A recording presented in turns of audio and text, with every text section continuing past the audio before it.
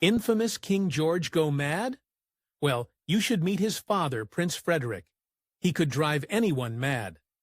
Frederick, Prince of Wales, was in line for the throne of England, until it all went wrong in the most catastrophic way. Frederick, Prince of Wales, should have been king. Instead, he fathered one of the most infamous mad monarchs in history, George III. But when it comes to Frederick, that's only the beginning of his story. From his jaw-dropping, fueled with his parents to a shocking and sudden end, Frederick had his own disturbing legacy. Born in 1707 in Hanover, Germany, Frederick didn't always sit so close to the English throne. His parents, George and Caroline, only became Prince and Princess of Wales when Frederick was 7, and even then, only thanks to some complicated family trees and good old-fashioned luck. All the same, Frederick and his family were now British royalty. This spelled disaster for poor Frederick. As the Prince and Princess of Wales, Frederick's parents had various duties over in England. That's when they made an incredibly callous decision. Although they brought 2 of Frederick's siblings along with them, they had left the boy at home in the care of an uncle without any idea of when they would see him again. Well, it would be a very long time, and the consequences were unimaginable. Even as he spent his most formative years away from his parents, Frederick still felt their influence from afar, sometimes in unsettling ways. His mother was a sharp woman with a scientific mind, so when the brand-new smallpox vaccine came around, she didn't hesitate to sign up her son for it, despite few people at the time fully understanding the effects. She was right about vaccines, but it was still alarming how willing she was to put Frederick in harm's way. When he grew up, he didn't thank her for it. In 1727, one of the most pivotal events of Frederick's life took place. That June, his father took the throne as King George II, turning Frederick himself into the Prince of Wales. Now a strapping 20-year-old, Frederick was finally allowed to cross the border into England and begin serving his duty to what was essentially a foreign country. It should have been a heartwarming family homecoming. Instead, Frederick's parents got the shock of their lives. In the intervening years, Frederick had undergone a lot of changes, not all of them good ones. Brought up by private tutors with little concern for a sense of self, Frederick arrived in England already in mountains of debt from nights spent gambling, and with a penchant for taking up as many mistresses as he pleased. The new King and Queen of England were agog, yet their wayward son had even more disappointments in store. Once in England, Frederick dealt his parents a crushing blow. After so many years away, he held a very big grudge against them, and he had no issues with showing it. Shortly after getting set up, he actually went about creating his own rival court made up of his parents' political enemies. But he was playing a dangerous game. Now, having your parents abandon you for 14 years is a good reason to hate them. But it also meant that Frederick didn't know quite who he was dealing with. His mother was an especially skilled stateswoman who had dealt with her fair share of naysayers, and she knew how to bring the hammer down. Faced with her eldest son's rebellion, she lavished praise on his youngest brother, Prince William, instead, even looking into ways to disinherit Frederick as much as she could in favor of William. She wasn't successful, but she had more in store. Although Caroline and George never fully figured out a way to disinherit their son, and it turns out they wouldn't need to, they did figure out a way to borrow him from accruing any more power for himself. In an insulting time for the misogynist times, whenever King George went away, it was Caroline, not Frederick, who acted as regent in his stead. As Frederick got comfy in court, he began displaying troubling behaviors. Namely, he had super bad judgment. He became fast friends with Lord John Hervey, the court gossip, and all-around great A pot stirrer, which gives you some idea of the virtues that attracted Frederick. Together, he and Hervey went out and made a colossal mistake. Besides loving messy drama, Frederick was a patron of the arts and the lover of music. So naturally, he and Hervey decided to combine their talents, for lack of a better word, and write a theatrical comedy together. They staged it on Drury Lane in 1731, with Frederick going under the pseudonym Captain Bodkin. Reportedly, Frederick and Hervey's little passion project was so bad, Drury Lane's manager assumed that it wouldn't make it past its own opening night. He was so positive of this, he went to drastic measures. The manager knew he had his reputation to maintain, so he came up with an ingenious, if extreme, idea. The night Frederick's play went on, the manager stationed soldiers within their audience, just to maintain order when the people realized what a stinker they had on their hands. He was quickly proven right. The play flopped, the soldiers kept the angry audience in line, and everyone got their money back. But now that Frederick had a taste of scandal, he just kept going. Even while he had all that going on, Frederick still found new ways to infuriate his parents. Namely, shortly after arriving in England, Frederick made a scandalous declaration to his mother. He was taking one of her ladies in waiting, and when it came to Anne Vane, well, Frederick had met his match. Anne came from a long line of naughty women. Her own mother was infamous as a scandalous figure around court. Taking up this mantle, Anne entered several lovers in her own heyday. Frederick was merely one of them, but soon enough she was causing more than just gossip in Frederick's court. In the 1730s, Frederick made a momentous discovery. Anne was pregnant, though to this day no one knows exactly who the father was. There were multiple candidates, including Frederick and the Lord Harrington. Nonetheless, Anne gave birth in the Royal St. James's Palace, indicating her relationship with Frederick was still going strong. Besides, Anne knew exactly what to do now. In a completely boss move in a masterclass at mistressing, Anne named her new baby boy Fitz Frederick, which, in case you don't know, means son of Frederick. Hervey apparently claimed Fitz Frederick was actually his son, and he and Frederick had a falling out around the time of his birth. But these weren't the only changes coming for Frederick. Frederick's relationship with his parents, the king and queen, was still a raging dumpster fire. Urgent matters drew them together. That is, as heir to the British throne, Frederick needed to marry and start producing legitimate heirs that were definitely his children.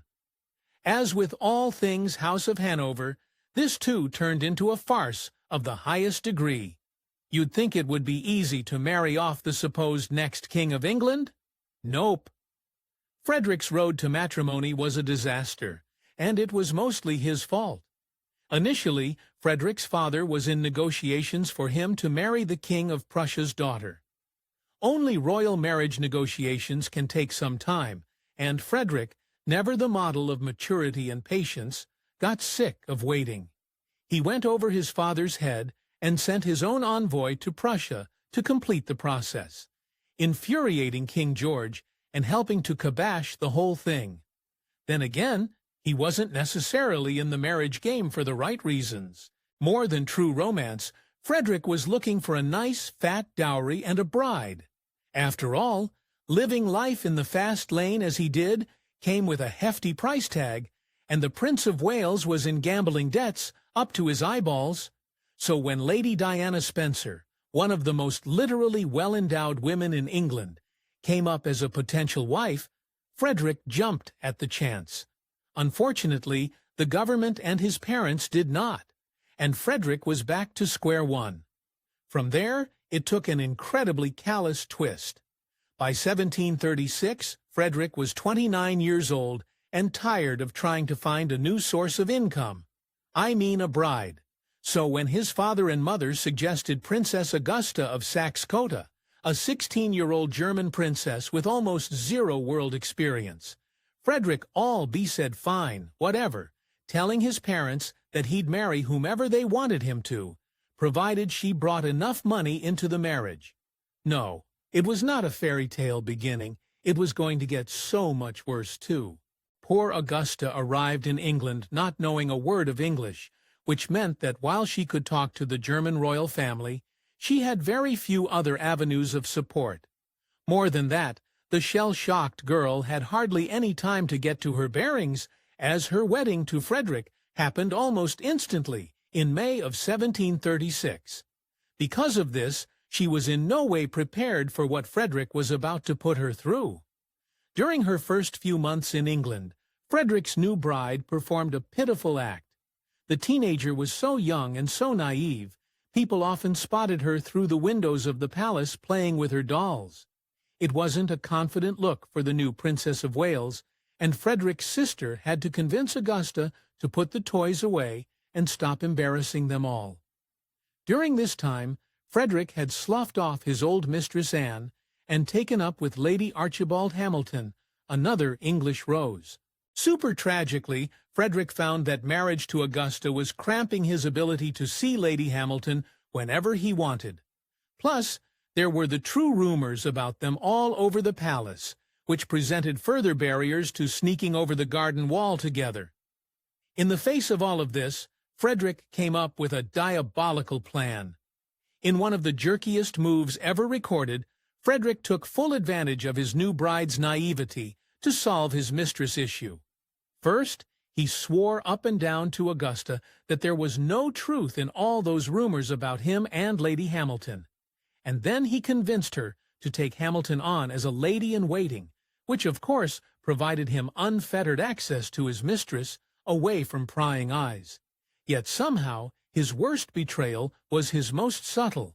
Like I mentioned, Frederick's mother, Queen Caroline, was a force of nature, and she definitely wore the pants in a relationship with the king. But Frederick, who wanted to do everything the opposite of his parents, intentionally kept himself aloof from Augusta for practically their whole marriage.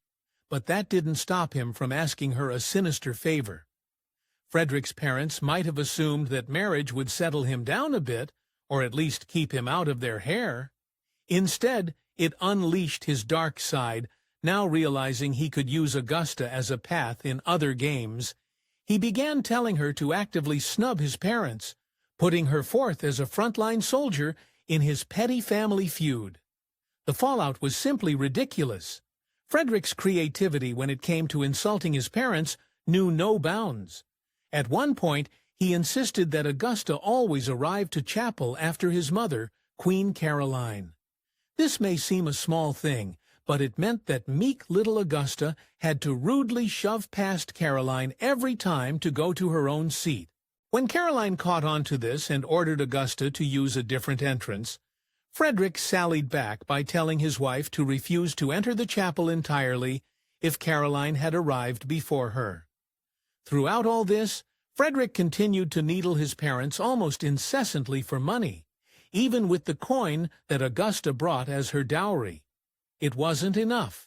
He'd have almost knocked down brawls with his father over the need for Parliament to give him a bigger allowance for all his vices, creating more and more dysfunction between parents and son. Soon, though, Frederick would get one heck of a revenge.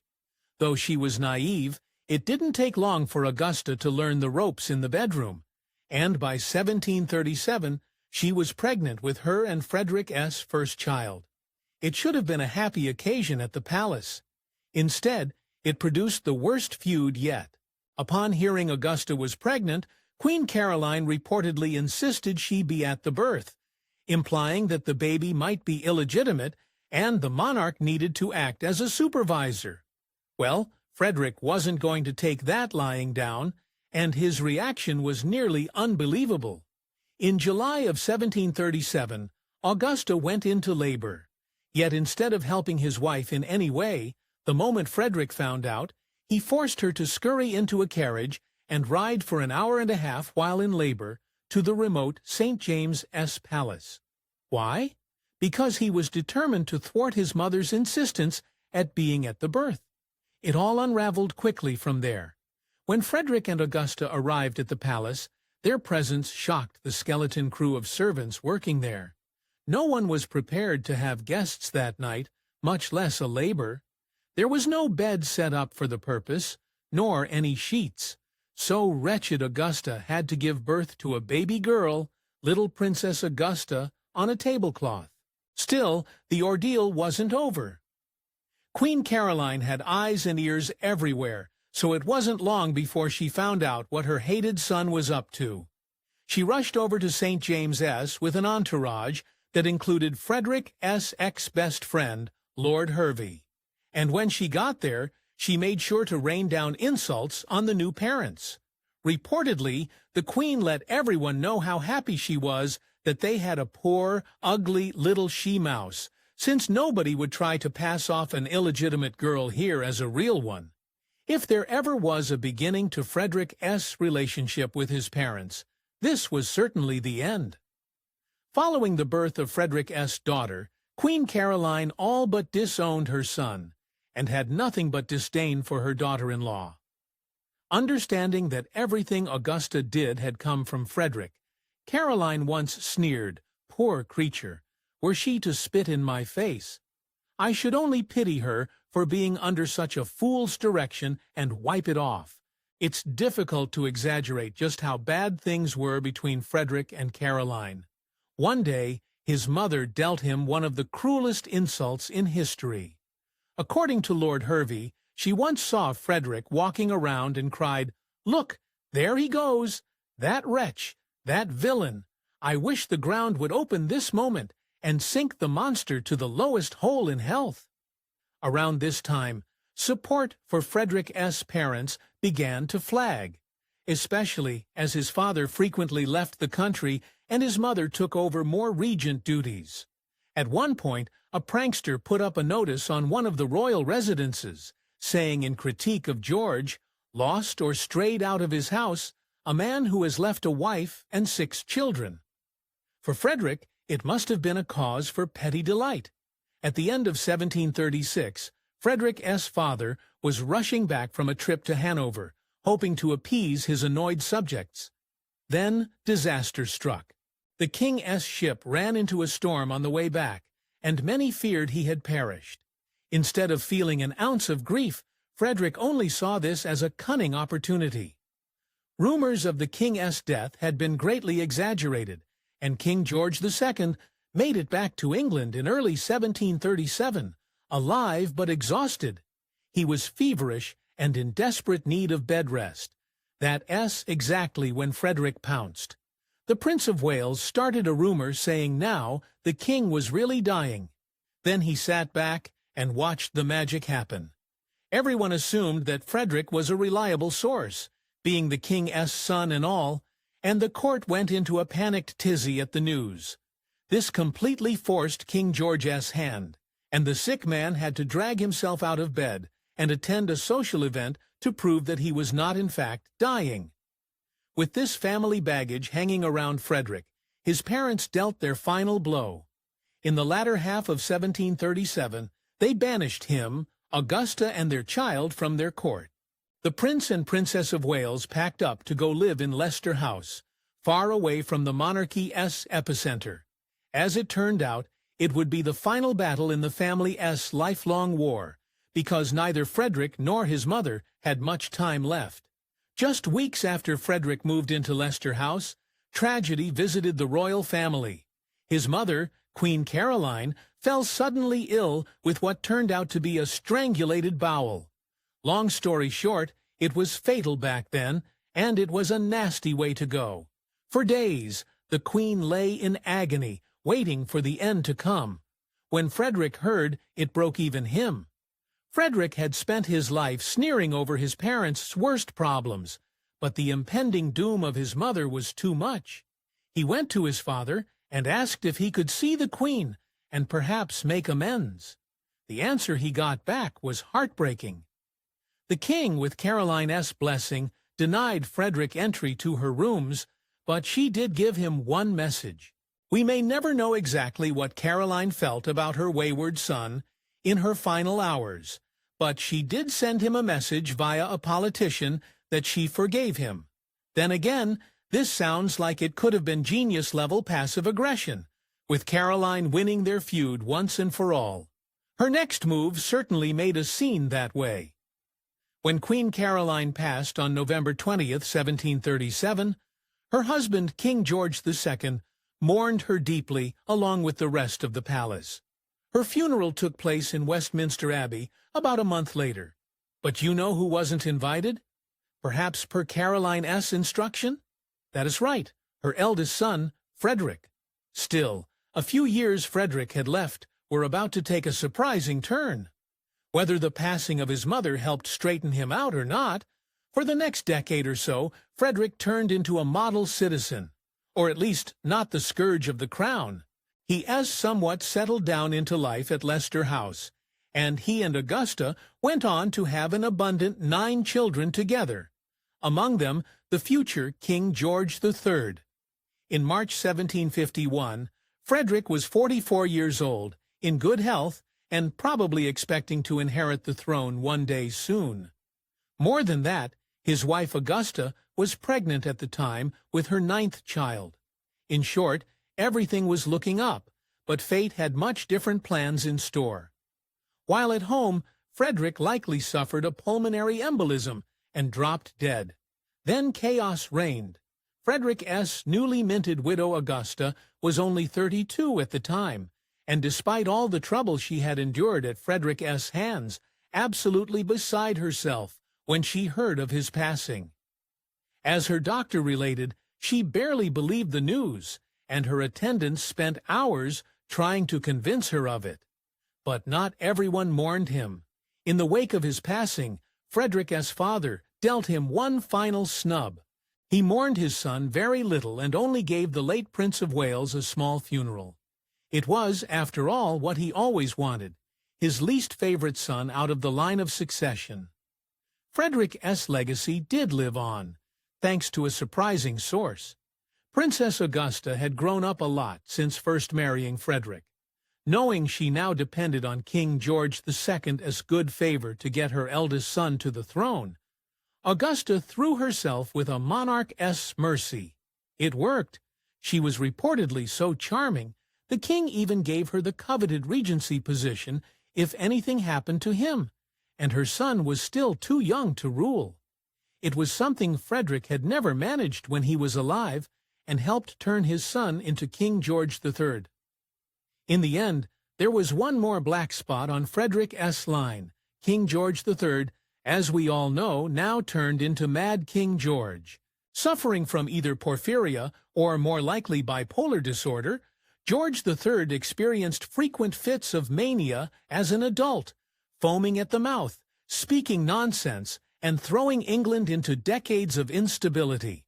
Not the legacy his father would have wanted.